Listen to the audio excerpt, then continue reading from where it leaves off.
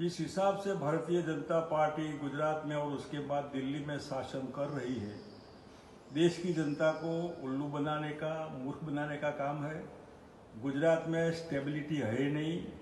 मैं समझता हूँ जब केशुभाई पटेल मुख्यमंत्री थे तो इन्होंने कहा था कि मेरा क्या कसूर है। तो उसके बाद मैं कहूँगा कि केशुभाई पटेल का क्या कसूर था, आनंदीबेन पटेल का क्या कसूर था, रूपाणी का क्या कसूर है। इसका मतलब दिल्ली का सो कॉल हाईकमान देश की, गुजरात की पब्लिक और पार्टी को टेकन फॉर ग्रांटेड ले रहे हैं। इनको ये है कि जो हम कहेंगे वही होगा।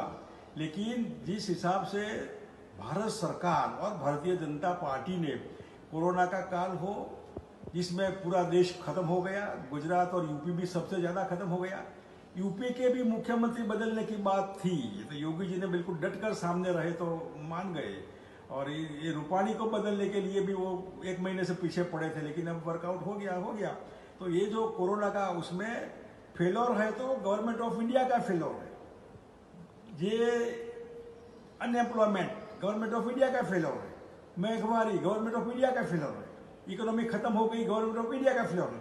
गवर्नमेंट ऑफ इंडिया जो फेल है, स्वाभाविक राज्य जो हतपक होते हैं पूरे शरीर के, वो बीजेपी रन हो या कांग्रेस या कोई भी पार्टी उसमें शासन में हो, आखिर दिल्ली पर देखने वाली राज्य सरकारों, इनको कोरोना में बहुत नुकसान हुआ है। पब्लिक की नज़र में गुजरात में बीजेपी डाउन है। कोरोना हो, अनएम्प्लॉयमेंट हो, महंगाई हो, आज जनता इलेक्शन का इंतजार कर रही है। और मैं समझता हूँ ये समझ क्या रखा है इन्होंने, क्या मुख्यमंत्री बिल्कुल कठपुतली है क्या? इनकी कोई अपनी वजूद नहीं होती है, इनका सम्मान नहीं होता है।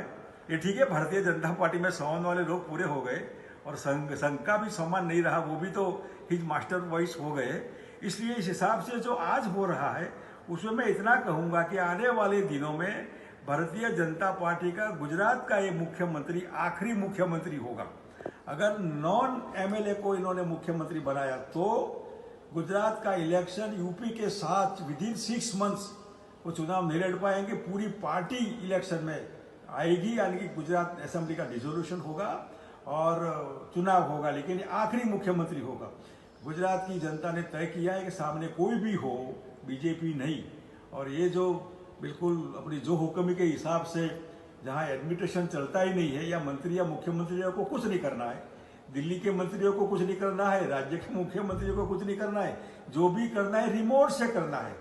ये डेमोक्रेसी का खून है, ये लोकशाही की जान, ये डिसेंट्रलाइज इकोनॉमी, डिसेंट्रलाइज एडमिनिस्ट्रेशन में होता है। इसमें राज्य को कोई पावर नहीं है, हर चीज पॉलिटिकल, हर चीज चुनाव आधारित, पॉलिटिकल चुनाव। इसके अलावा भी देश और दुनिया होती है।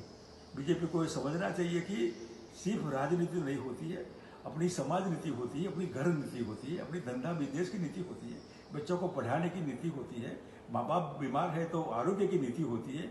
इनको सिर्फ राजनीति, ईच एंड एवरी स्टेप राजनीति, और ये बीजेपी की आखिरी राजनीति होगी।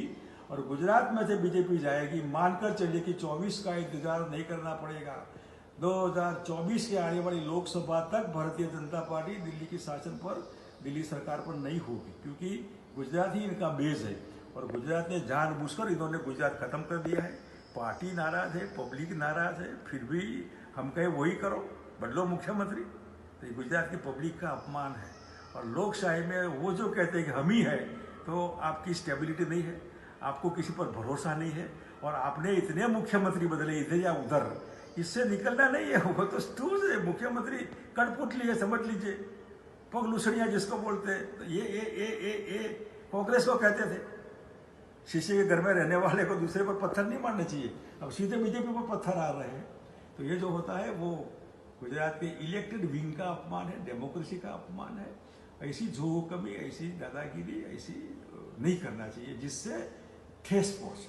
पार्टी के वर्कर को ठेस पहुंची है और गुजरात की जनता को तो ठेस पहुंची ही है। आने वाले दिनों में इसका भी हिसाब किताब होगा, वो हम सब देखते रहेंगे। धन्यवाद।